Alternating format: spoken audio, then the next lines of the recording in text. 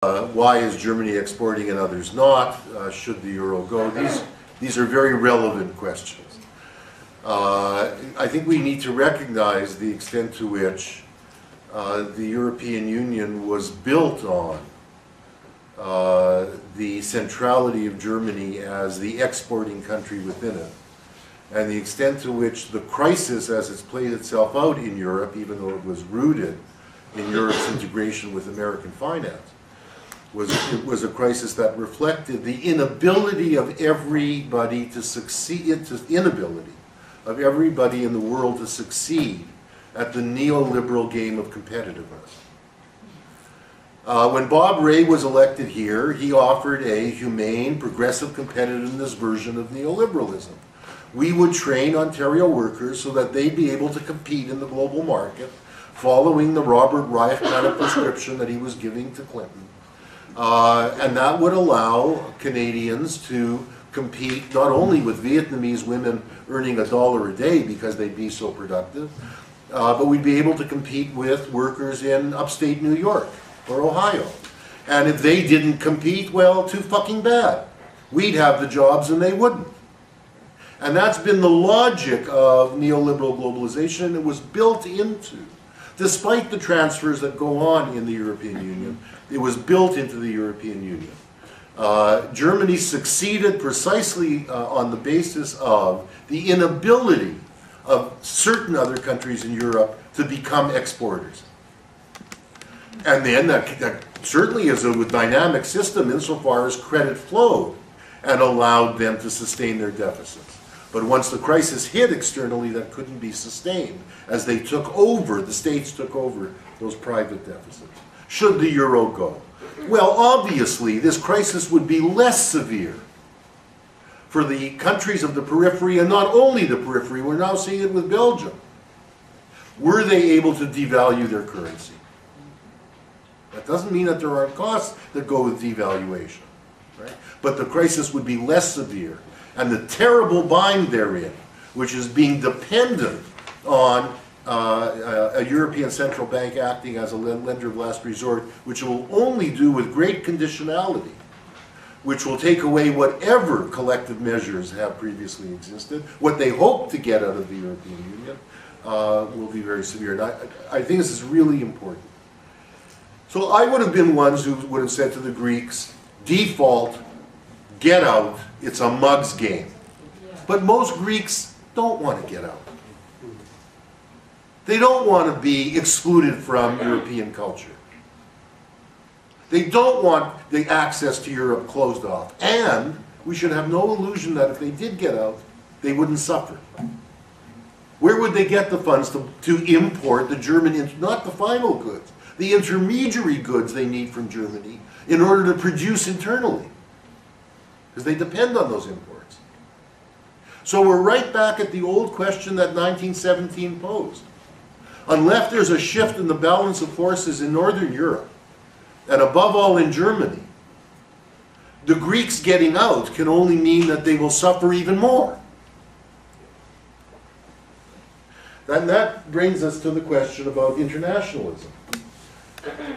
Sure, if we had an international that passed resolutions and said we would all hang together or not, it would be very nice. It didn't work before World War I. The center of gravity of politics in the modern world remains that of identity communities built around nation states. The Greeks will move or not move on their own, but the best internationalism would be for you guys to get your shit together in Germany and shift the balance of forces there. Now that's easily said, of course. None of us are doing it. But I think these questions are at the core of what we need to talk about. The difference with fascism is that there does not appear to be, almost anywhere in the world, and certainly not in Europe, despite the fact that there are quasi-fascist forces around, significant portions of the bourgeoisie that want to play with it. Except maybe Hungary, okay? There are some cases in which there are, but there are not significant portions of the bourgeoisies that want to play with it. And even the Hungarians have already modified their stand. And that's very significant. The great danger as far as Brussels or Washington sees the current crisis in Europe is that certain countries will be forced into adopting capital controls, having forsworn ever going back to capital controls. That's the great danger. But there don't appear to be bourgeoisies that want to go in that direction. That means our room for maneuver, or certainly social democracy's room for maneuver, is less, because there isn't a portion of the bourgeoisie to ally with around a progressive nationalist strategy. And it probably means that that's why we need to be honest and say there's not much room for maneuver left in this system apart from going beyond it to some form of socialism. And I just end with the question on what does it mean to call for banks as a public utility? I agree. It's effectively a socialist demand. Given the structure of capitalism today, taking the banks into the public sector, not a bank, but the banking system, the financial system, and turning it into a public utility is a demand for a different kind of society. But it's a way to talk about it in ways that people can think about that, well, practically what does that mean, as opposed to the abstract concept of socialism. You then would have to start explaining how that would get us to socialism, would be an element in economic planning, in democratic economic planning, etc. But that's how I see the link between where we're at now and the crisis we're in now and making a socialist case, educating people to socialism. How can, given what Bill said, which I completely agree with, and I've written about these issues around sort of what I see as the sort of the prevailing anti-statist political orientation in the movements that came out of Seattle and beyond, which I think is debilitating. I think it's a really complicated political question. I think that there are a number of reasons why people don't want to take power, state power, the question of state power on. One is that many people, I think, active in the movements today have never had an experience of a state doing positive things, right? The experience, I think, for most people has been the state as a negative restructure of social and economic life, right? So the experience of the neoliberal state, I think, is understood to represent what the state is in general. I mean, I think we can also have a larger debate about what it means to engage with a capitalist state and whether or not even if we have real political alternatives, whether or not they always get contained by the broader capitalist dynamic, right? But I do think that there is a cultural and material experience of the state as not a positive force in people's lives. I guess I'd add to that I think that there is a kind of purism to be had in the position that we don't try to take state power, because I think there are real practical compromises that need to be made when one is seeking that.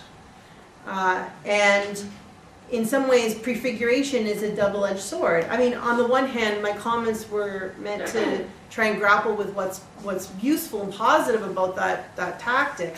I think it is useful as a way to generate certain kinds of capacities, but the problem is if they end there, if the project ends there, and then it becomes a kind of excuse for dropping out of society. And I think that's based on, frankly, a naive notion that there is such a thing as outside of the system. I don't think that that's true, and I think that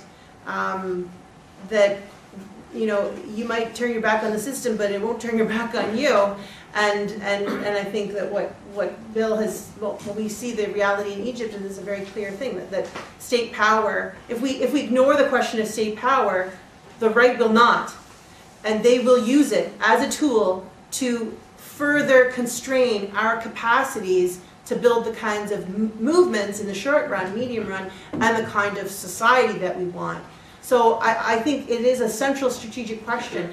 all I can say is that I just keep repeating myself, and I think that many people do, and I'm not sure how, besides making the case, what particular thing will have purchase. I mean, I really don't know, but I just will say that I think that if the tactics of the Occupy movement just become, ends in themselves rather than ways to think about how to connect the real experience of building on, alternative social relations with an organizational capacity to generalize those to the broader society rather than create a little society on the side, then the potential of the movement will be extinguished for sure. I perfectly agree with you, Leo, that the task of the German left is to try to shift power relations in Germany. No objection. I'm not sure if it will be as easy as in Canada, though. That's a death knell. Well, one of the questions was about the fascism as a response to a strong labor movement that you posed in the, concerning the 30s and comparing it to today. I would question the explanation of the fascism coming to power in Germany as a response to a strong labor movement. It was a response, first of all, to the crisis, and it was a means of getting out of the crisis, and it was chosen not only by a large segment, well, almost the majority, not quite the majority, of the German populace, but also by the bourgeoisie, because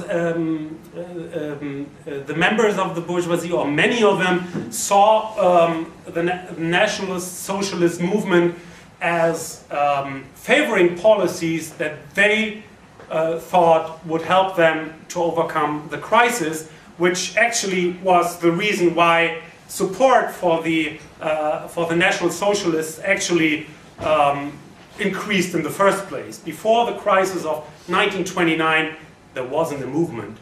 There was a tiny party with maybe 1 or 2% of the popular vote, and then it got off in the moment of crisis.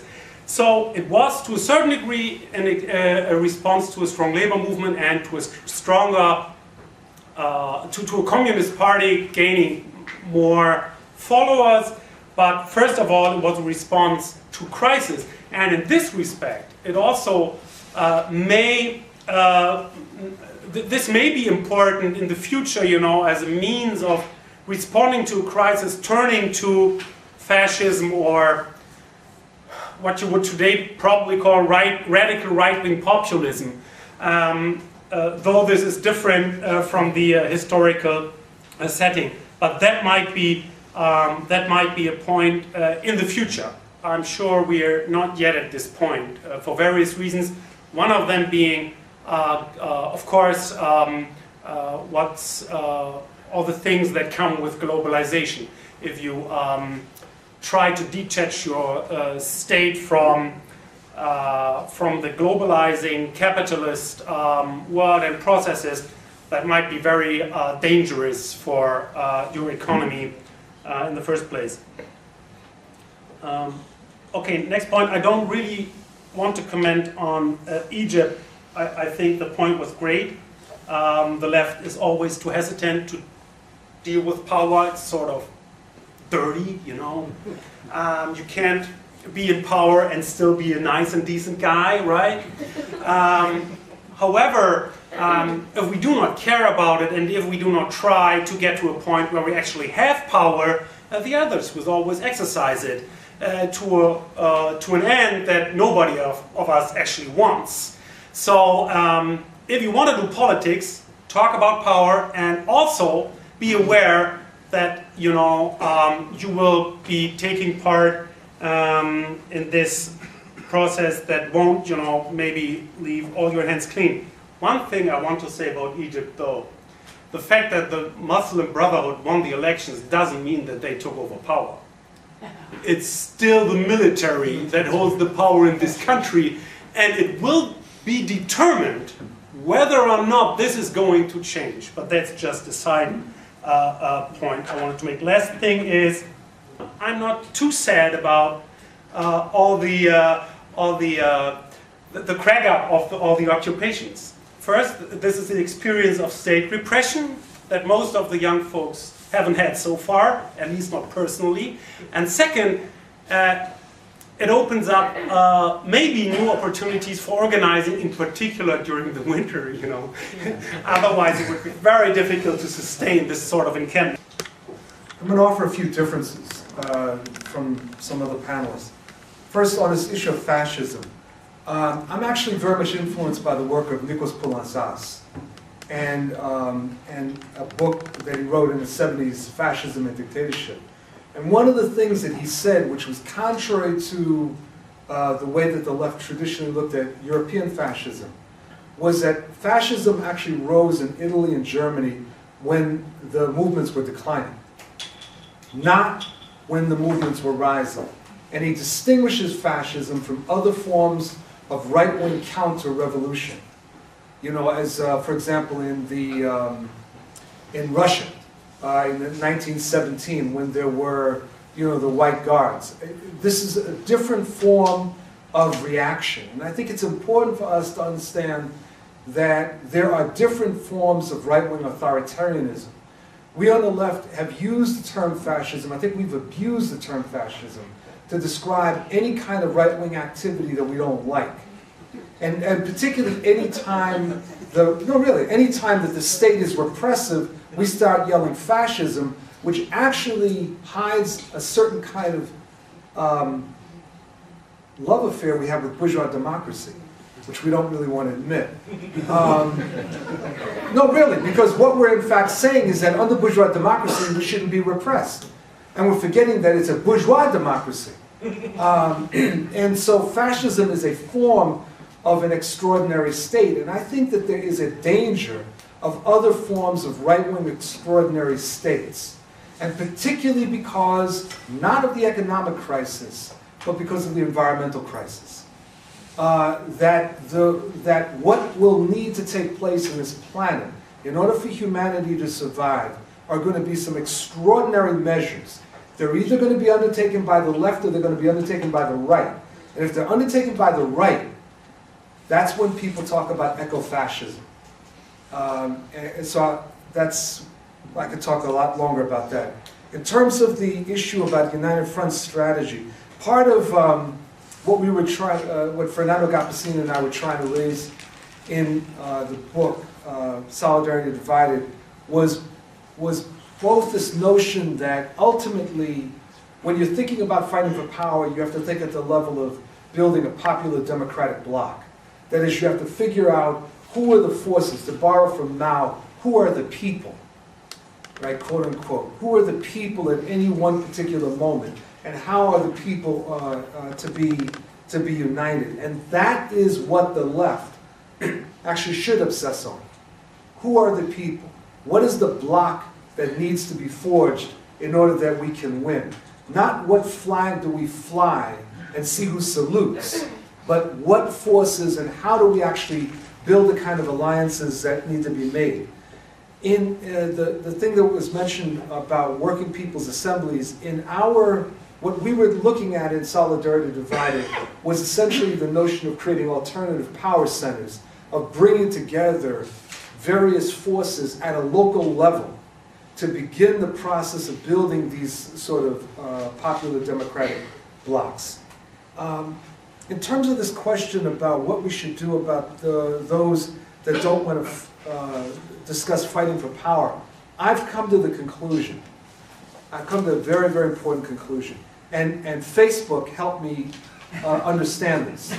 Because in Facebook, there's something you can do called defriending people. It's true. I've done it. And sometimes, no, really, because I'll post things, and I've come into like some really weird attacks over the last number of months.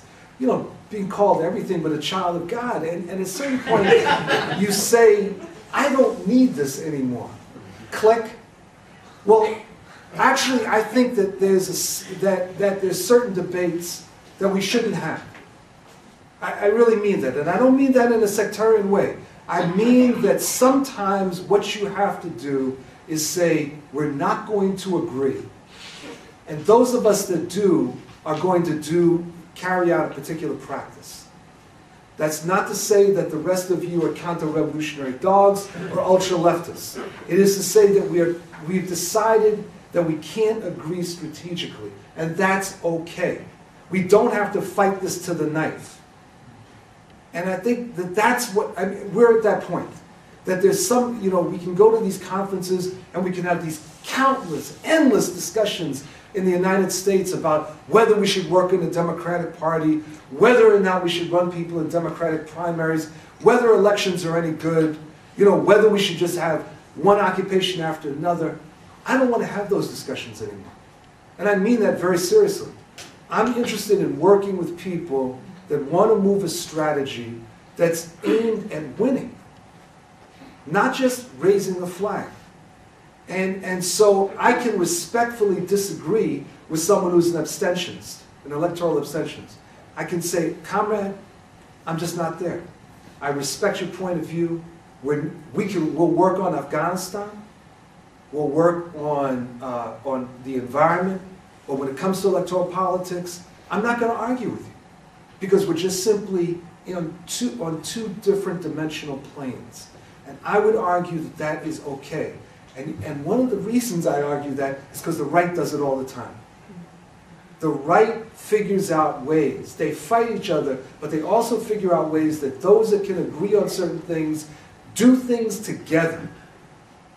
And they don't feel that in every case, short of the night of the long knives, that you have to resolve everything. So I think that we need to explore that a little bit. One final thing, in terms of elections, in the Spanish election, the information I saw was that the right vote did not increase. That what happened was that the socialists imploded, and that the votes that would have otherwise gone to the Socialist Party ended up going to a variety of different parties, or people stayed home.